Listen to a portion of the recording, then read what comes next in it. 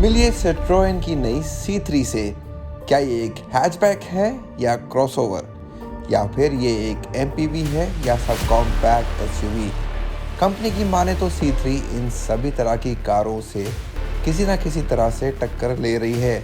हम पहुंचे गोवा इस नई कार की सवारी करने के लिए, लेकिन इससे पहले कि हम आपको बताएं कि कार चलने में कैसी है, बात करते हैं इसकी डिज़ाइन की।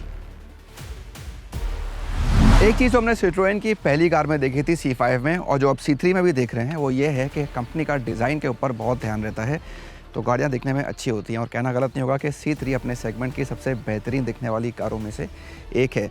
एक और चीज़ जो अहम है वो ये है कि इसमें एक आपको SUV का लुक देने की कोशिश की गई है। तो ग्राउंड क्लियरेंस हो या और SUV ट्रेड्स हो, व्हील्स पे क्लैडिंग हो या आगे स्किड प्लेट्स हो या क्रोम का इस्तेमाल हो, कई चीज़ें आपको इशारा करती हैं कि आपको एक SUV की तरह दिखने वाली कार दी गई है। हालांकि कंपनी ये नहीं कह रही है, कंपनी के लिए एक प्रीमियम हैच ही है।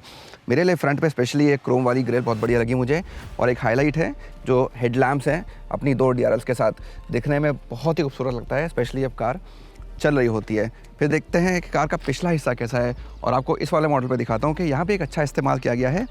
रंगों के साथ बहुत अच्छी तरह से खेला गया है कार में। तो कहीं कहीं जगह ये ऑरेंज एक्सेंट्स जो दिए गए हैं यहाँ पर भी है, या साइड में भी है, या जब आप टेल लैम्प्स देखें इसके अंदर सिट्रोएन लिखा भी हुआ है।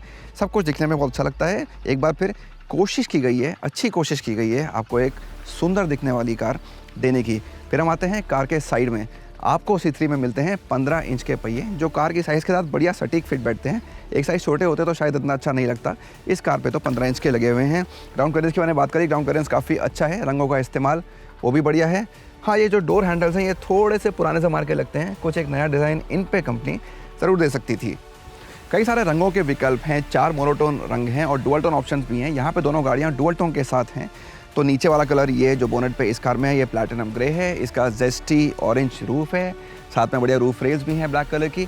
इस कार में आप देखें टर्बो में तो आपको वाइट के साथ जेस्टी ऑरेंज रूफ मिल जाएगा। तो बहुत कुछ चुनने के लिए रंगों के मामले में, और एक बार फिर कार को एक युवा एहसास मिलता है। लेकिन यहाँ पे कहानी ख़त्म नहीं होती है, यहाँ कहानी शुरू होती है कार को लुक देने की। कई सारे कस्टमाइजेशन ऑप्शंस हैं, कई सारी एक्सेसरीज़ हैं।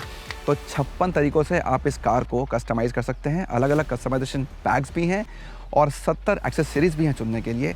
तो आप इस कार को एक बहुत ही यूनिक, बहुत ही जुदा लुक दे सकते हैं।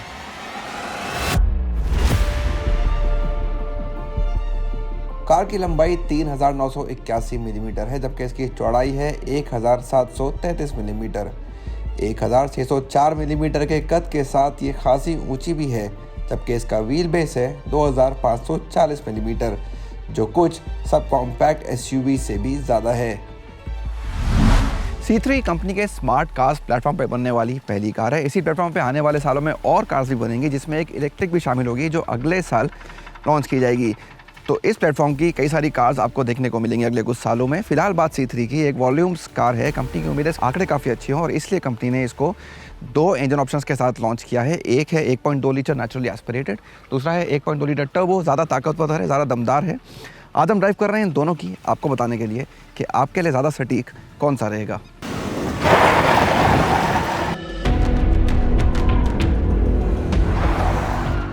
कंपनी ने हमें मौका दिया इन दोनों इंजनों के साथ भरपूर समय बिताने का। तो मैंने इस ड्राइव की शुरुआत की है कार के ज़्यादा ताकतवर 1.2 लीटर टर्बो पेट्रोल इंजन वाले मॉडल से, और यहाँ आंकड़े वाकई में आपको काफ़ी इंप्रेस करते हैं। तो 108 bhp के आसपास आपको ताकत मिल जाती है, और उससे बड़ी आंकड़ा है टॉर्क का, जो है करीब 190 न्यूटन मीटर्स। इस सेगमेंट में आपको ऐसे आंकड़े मिलें तो बात ही क्या। इसका सिर्फ एक ही साफ मतलब है कि इस कार को चलाने में आपको काफ़ी मज़ा आने वाला है, क्योंकि एक्सेलरेशन बढ़िया है, पिकअप अच्छा है, कार तेज़ी से आगे बढ़ती है, और आपको जैसा रिस्पांस चाहिए शायद उससे ज़्यादा आपको मिल जाता है इस कार के साथ। कई जगह तो आप किसी को ओवरटेक कर रहे होंगे या सिग्नल पे सबसे आगे खड़े होंगे तो सबसे पहले आप ही की गाड़ी आगे बढ़ेगी, ऐसा बहुत मुमकिन है। तो अगर आपको गाड़ी चलाने में मज़ा आता है तो यकीनन आपको इस 1.2 टर्बो पेट्रोल मॉडल से कोई शिकायत नहीं होगी। एक चीज़ और जो मुझे काफ़ी बढ़िया लगी वो है इस कार का गियर बॉक्स। इस टर्बो मॉडल में आपको 6 स्पीड का गियर बॉक्स मिल जाता है, और एक काफ़ी स्मूथ है, तो गियर बड़े प्यार से, बड़े आराम से बदल जाते हैं, और काफ़ी तेज़ी से भी ये काम होता है, तो बिल्कुल भी अटकते नहीं है। तो अगर आपको एक बार फिर चलाने का पूरा मज़ा लेना है तो ये इंजन और ये गियर बॉक्स का जो कॉम्बिनेशन है वो बहुत ही शानदार है। स्टीयरिंग थोड़ी पैनी ज़रूर हो सकती थी, लेकिन कार के ब्रेक बढ़िया हैं। आगे डिस्क ब्रेक्स लगे हैं और पीछे ड्रम्स हैं, ठीक दूसरे वेरिएंट की तरह। एक और फीचर जहां कंपनी की कोशिश रही है आपको एक बढ़िया एहसास देने की, वो है इसका एसी। सिट्रोएन का कहना है कि चाहे गर्मी जितनी बढ़ जाए हिंदुस्तान के हिसाब से, आपको इसके एसी से शिकायत नहीं होगी। आज गोवा में हमको एहसास हुआ, कभी कभी हमें काफ़ी गर्मी भी झेलनी पड़ी, बारिश भी हुई, तो एसी ने अच्छा काम किया, बड़े काम किया। तो हमें एसी के परफॉर्मेंस से तो कुछ खास शिकायत नहीं है, लेकिन जो इसका ब्लोअर है ये बहुत ज़्यादा शोर करता है। तो अभी तो मैंने इसको कम पे रखा हुआ है 1 पे, लेकिन अगर इसको 3 या 4 पे लेके जाते हैं तो इसका शोर वाकई में आपको कार चलाते वक्त डिस्टर्ब करता है।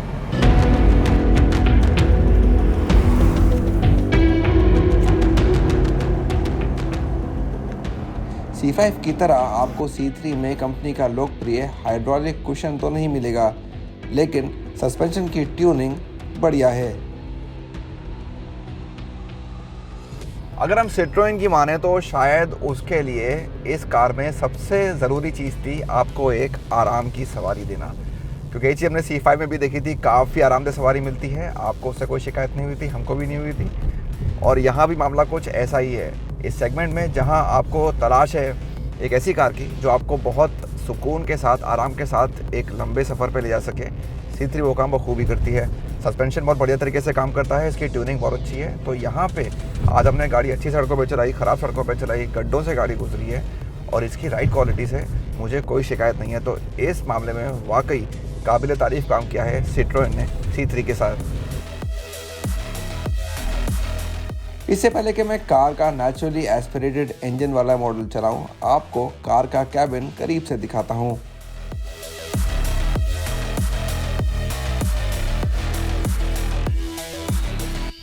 C3 के कैबिन में कहना होगा कि एक बार फिर आपको एक बढ़िया डिज़ाइन देने की कोशिश की गई है। एक चीज़ जिस पे आपके सबसे पहले नज़र जाएगी वो है ये जेस्टी ऑरेंज रंग का इस्तेमाल डैशबोर्ड के ऊपर। ये आपको कार के हर वेरिएंट में या हर रंग के साथ नहीं मिलेगा। तो सिर्फ अगर आपके पास एक डुअल टोन ऑरेंज रूफ है या फिर मोनोटोन में ग्रे कलर की कार है तो ही आप इस रंग को चुन सकते हैं। बाकी सब जगह आपको एक ग्रे रंग का ऑप्शन यहाँ मिलेगा, लेकिन वो बाकी इस्तेमाल किए गए ग्रे से थोड़ा सा अलग है, तो वो अलग से आपको दिख जाएगा। एक अच्छी बात है कि प्लास्टिक्स का जो क्वालिटी है और जो फिट एंड फिनिश है वो अच्छा है। जो आप इस सेगमेंट में उम्मीद करते हैं या आपको लगता है मिलेगा, उससे थोड़ा सा बेहतर है, तो वो एक अच्छी बात है सिट्रोएन के इस C3 के कैबिन में। अगर लुक्स और डिज़ाइन की बात करें तो एक और चीज़ जो आपको मेरे हिसाब से अच्छी लगनी चाहिए वो है AC वेंट्स की डिज़ाइन। ये आपको बताते हैं कि ये कार सिट्रोएन की ही कार है और वो बम्प का जो एयर बम्प की जो फीलिंग होती है वो आपको AC वेंट्स में मिल जाती है। तो यहाँ बीच में भी स्क्रीन के नीचे और साइड वाले वेंट्स जो वर्टिकल हैं वो भी दिखने में काफ़ी अच्छे लगते हैं। बात करते हैं स्क्रीन की। ये एक बढ़िया एडिशन है इस कार के अंदर। 10 इंच की स्क्रीन है और काफ़ी बड़ी है कार के साइज़ के हिसाब से, तो वो आपको अच्छा लगेगा। एंड्रॉयड ऑटो और एप्पल कारप्ले वायरलेस है, वो भी एक बढ़िया चीज़ है इस सेगमेंट को देखते हुए। और ओवरऑल इसका लुक एंड फील काफ़ी अच्छा है, इसके कलर्स अच्छे हैं, इसको इस्तेमाल करना आसान है, क्लैरिटी भी है, तेज़ रोशनी में आपको साफ भी दिखती है और रिस्पॉन्स भी इसका काफ़ी बढ़िया है। एक और छोटी सी चीज़ इस पर सिट्रोएन ने ध्यान दिया वो ये कि इसमें आपको अगर जब केबल्स लगाने होते हैं चार्ज करने के लिए तो आप उसको बड़े प्यार से इसके अंदर से लेके जा सकते हैं, ताकि वो पूरे कैबिन में फैले ना रहें और उनको अच्छे से एक साफ़ सुथरी तरीके से आप उनको इस्तेमाल कर सकें। इसके बाद बात इंस्ट्रूमेंट क्लस्टर की। इस कार में आपको डिजिटल क्लस्टर मिलता है, पूरा डिजिटल है लेकिन छोटी स्क्रीन ज़्यादा बड़ा नहीं है और यहाँ टैकोमीटर नहीं है, तो आपको स्पीड पता चल जाएगी आप किस स्पीड पर चल रहे हैं या माइलेज कितना है या कितनी रेंज बची है, लेकिन क्या RPM है वो आपको एक कार नहीं बताएगी। फाइनली स्पेस की बात करते हैं। स्पेस के मामले में बिल्कुल भी बुरी नहीं है, सीट जबकि आरामदेह है और बड़ी है, लेकिन सामान रखने की काफ़ी जगह है, तो डोर्स में या सीट्स के बीच में आपको छोटी मोटी चीज़ें रखने के लिए कई सारे ऑप्शंस मिल जाएंगे। कैबिन में फ़ोन लगाने के लिए भी एक ख़ास जगह दी गई है। हाँ, अगर एक डेड पेडल होता तो और बेहतर होता। हालांकि कुछ फीचर्स हैं जो कम से कम कार के इस महंगे वेरिएंट में होने चाहिए थे जिसमें हम बैठे हैं। इनमें से एक है कि आपको जो बाहर का शीशा है ये मैनुअली सेट करना पड़ता है, ये इलेक्ट्रॉनिक हो सकता था। यहाँ कोई स्टार्ट स्टॉप बटन नहीं दिया गया है, तो वो मुझे एक कमी लगी। हालांकि उसका जगह छोड़ी गई है तो शायद बाद में वहाँ एक स्टार्ट स्टॉप बटन लग जाए। AC इसमें मैनुअल है, क्लाइमेट कंट्रोल नहीं है, तो वो छोटी सी मुझे एक कमी लगी। और हाँ, लॉक अनलॉक करने के लिए आपके पास अलग से कोई डैशबोर्ड पे बटन नहीं है, तो आपको अपने डोर पे जो लीवर है उसी को खोल के सारे डोर्स को अनलॉक करना पड़ता है।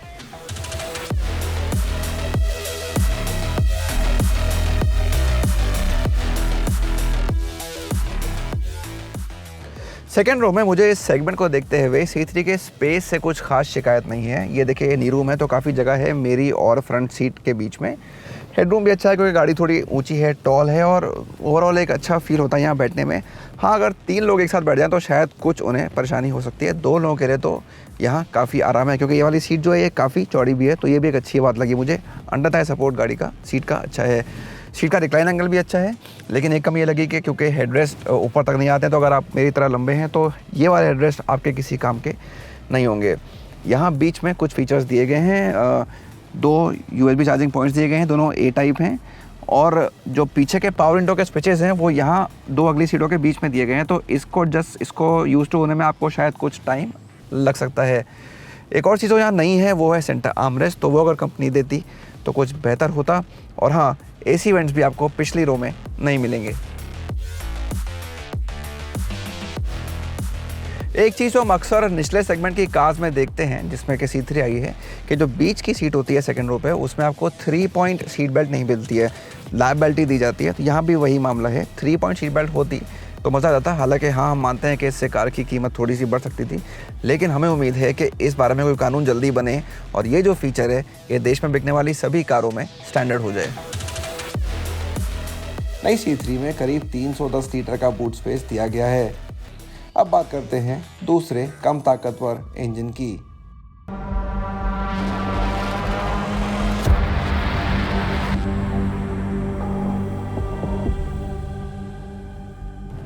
अब मैं कर रहा हूँ कार के कम ताकत वाले 1.2 लीटर नेचुरली एस्पिरेटेड इंजन वाले मॉडल की सवारी। यहाँ पे आपको आंकड़े तो कम लगेंगे ही, लेकिन तब जब आप इसकी कंपैरिजन टर्बो से करेंगे। तो मैंने इससे पहले टर्बो चलाई, मुझे जितना मज़ा वहाँ आया शायद उतना मज़ा यहाँ पे नहीं आ रहा है। लेकिन अगर आप इसको टर्बो से कंपेयर ना करें तो इसके आंकड़े काफ़ी हैं, पर्याप्त हैं। खासतौर पर जब ज़्यादातर टाइम आप इस कार के साथ शहर के अंदर ही बिताने वाले हैं तो वहाँ आपको इसकी ताकत और इसके टॉर्क खासतौर से बिल्कुल भी निराश नहीं करेंगे। स्पेशली अगर मैं टॉर्क की बात करूँ तो कई बार ऐसा हुआ कि कम रफ्तार पे गाड़ी ऊंचे गियर में चली, लेकिन तब भी कोई प्रॉब्लम नहीं हुई, आराम से चलती रही, मुझे निचले गियर में आने की ज़रूरत नहीं पड़ी। तो उससे गाड़ी के माइलेज में भी फ़ायदा मिलता है। एक अच्छी बात यह है कि राइड क्वालिटी जितनी आरामदेह वहाँ थी टर्बो में, उतनी ही आरामदेह यहाँ पे है, तो उससे आपको इस वाले मॉडल पे कोई शिकायत नहीं होगी। एक अहम फ़र्क ये है कि वहाँ पे 6 स्पीड का गियर बॉक्स था, यहाँ पे 5 स्पीड का गियर बॉक्स है, तो एक गियर कम है। लेकिन एक और फ़र्क मुझे जो लगा वो ये है कि वहाँ पे गियर बॉक्स काफ़ी स्मूथ था, बहुत प्यार से बहुत आराम से गियर बदल जाते हैं। यहाँ पे हल्की सी अड़चन लगती है गियर बदलने में, तो वो चीज़ आपको शायद थोड़ी सी खटके इस वाले मॉडल पे। नेचुरली एस्पिरेटेड इंजन भी 1.2 लीटर का 3 सिलेंडर यूनिट है। भले ही टर्बो के मुकाबले इसके आंकड़े हल्के हों, लेकिन मुकाबले में खड़ी कारों को ये मात दे सकता है। यहाँ एक 5 स्पीड का मैनुअल गियर बॉक्स है। इस तरह के सेगमेंट में ग्राहकों को बढ़िया माइलेज की तलाश रहती है और आंकड़े आपको खुश ही करेंगे। इस टर्बो पेट्रोल मॉडल में एक अच्छी बात यह है कि इसका माइलेज दूसरे इंजन के तकरीबन बराबर ही है। तो अगर आपको लगेगा कि ज़्यादा ताकत की वजह से आपको माइलेज कम मिलेगा तो ऐसा नहीं है, बहुत मामूली फ़र्क है। तो दोनों का माइलेज करीब 19.5 किलोमीटर प्रति लीटर है। वहाँ 19.8 मिलता है और यहाँ 19.4 मिलता है, बस यही मामूली फ़र्क है। तो माइलेज वैसे तो अच्छा है ही, लेकिन और अच्छी बात यह है कि दोनों मॉडल्स में तकरीबन बराबर है। एक नज़र डालते हैं मुकाबले में खड़ी कारों के माइलेज पर।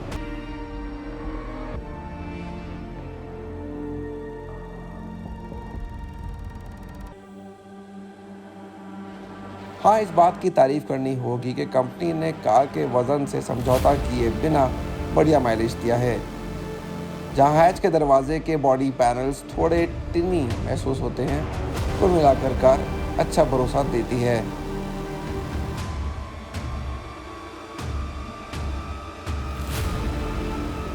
एक चीज़ जो सिट्रोएन आपको फिलहाल C3 के साथ नहीं दे रहा है वो है ऑटोमेटिक गियर बॉक्स। और ये बात थोड़ी हमें अजीब लगी क्योंकि अगर आप देखें कि ज़्यादातर गाड़ियाँ जो इस सेगमेंट में बिकती हैं उन सब में ऑटोमेटिक का कोई ना कोई विकल्प होता है, कम से कम AMT तो होता ही है। तो फिलहाल कंपनी ने नहीं देने का फैसला किया है, जबकि शहरों में लोग अब ज़्यादा ऑटोमेटिक्स को पसंद करना लोगों ने शुरू कर दिया है, उनकी बिक्री लगातार बढ़ती जा रही है। तो हमें लगता है कि या हमें उम्मीद है कि सिट्रोएन शायद इस बारे में सोचे और कार के साथ ऑटोमेटिक गियर बॉक्स का विकल्प भी ग्राहकों को दे। हमारे हिसाब से कंपनी को एक ऑटोमेटिक लाने के बारे में जल्द से जल्द सोचना चाहिए और इसे अगले साल तक टालना नहीं चाहिए। कार के टर्बो मॉडल की शुरुआती कीमत 5,75,000 रुपये एक शोरूम रखी जा सकती है, लेकिन कम ताकत वाले मॉडल की कीमत आकर्षक होनी ज़रूरी है। फीचर्स को देखते हुए कीमतें हमारे अनुमान के आसपास हो सकती हैं। Citroen C3 कई तरह से आपको अपनी ओर आकर्षित करती है। इसमें सबसे अहम है इसकी डिज़ाइन और इसकी मज़ेदार ड्राइव। हाँ, फीचर्स की कुछ कमी ज़रूर है, लेकिन याद रखिए चुनने के लिए कई एक्सेसरीज भी हैं। कंपनी तेज़ी से डीलरों की संख्या को बढ़ाने की कोशिश कर रही है ताकि आपके शहर में कम से कम एक शोरूम ज़रूर हो। कीमतें चौंका सकती हैं और तब ये नई कार आपको और भी ज़्यादा लुभाएगी।